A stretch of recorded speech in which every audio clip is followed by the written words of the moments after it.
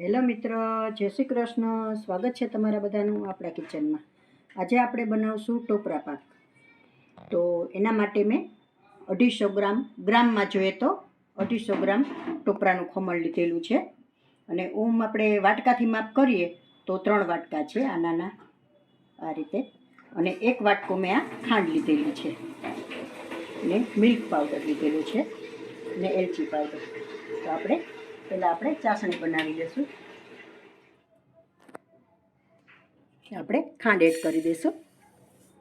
આ જ વાટકાના માપથી મેં ખમણ લીધેલું છે, એ જ વાટકાથી મેં 1 વાટકો ખાંડ લીધેલી છે.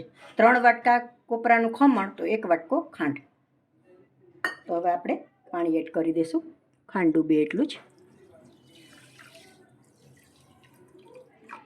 હવે આપણે ગેસ ચાલુ કરી દઈશું.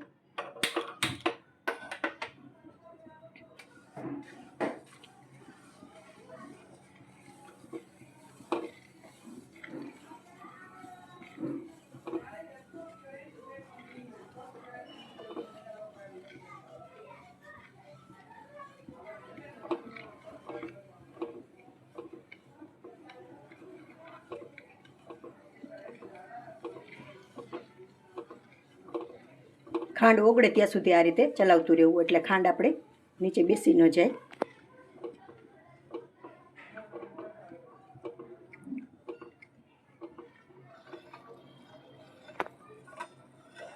ચાસણી આપણે ચેક કરી લેશું.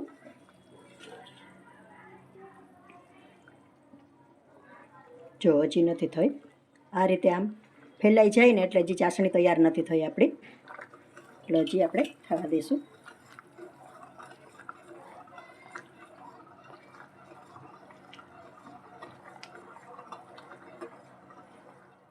હવે આપણે ચેક કરી લઈશું પાછી ચાસણી. 2 મિનિટ ઠરવા દઈશું.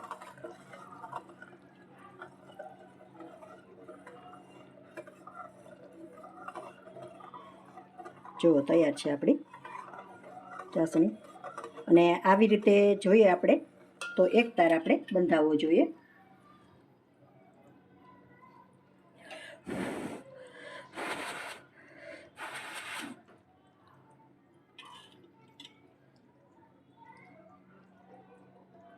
આ રીતે.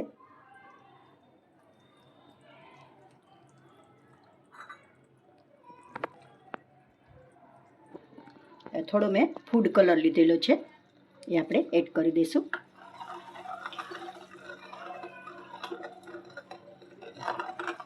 ટોપરાનું ખમણ.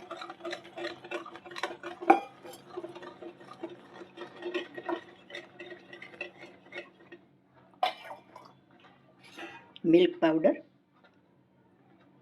બધું સાથે જ એડ કરી દઈશું અને સારી રીતે મિક્સ કરી લઈશું. આપણે ગેસ ધીમો જ રાખવાનો છે.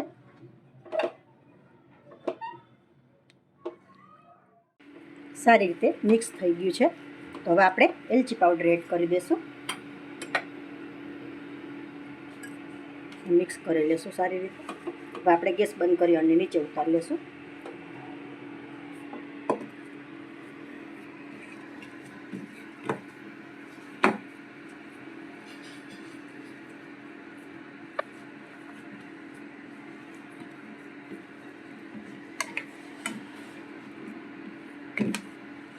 હવે આપણે પ્લેટમાં લઈ લઈશું. આ પ્લેટમાં મેં ઘી લગાડીને રાખેલી છે. હવે આપણે એમાં જ કરી દઈશું.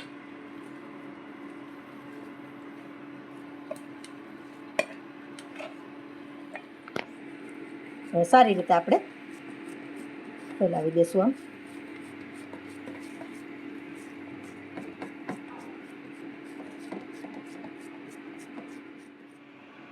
સારી રીતે સેટ થઈ ગયો છે ટોપરા પાક.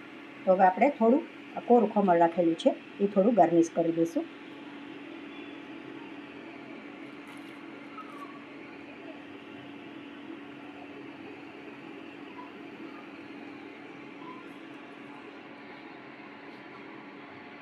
હવે આપણે પીસ પાડી લઈશું.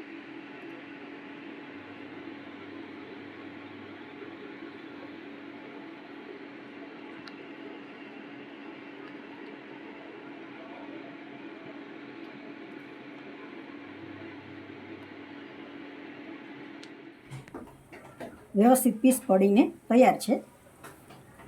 તો હવે આપણે કાઢી લઈશું.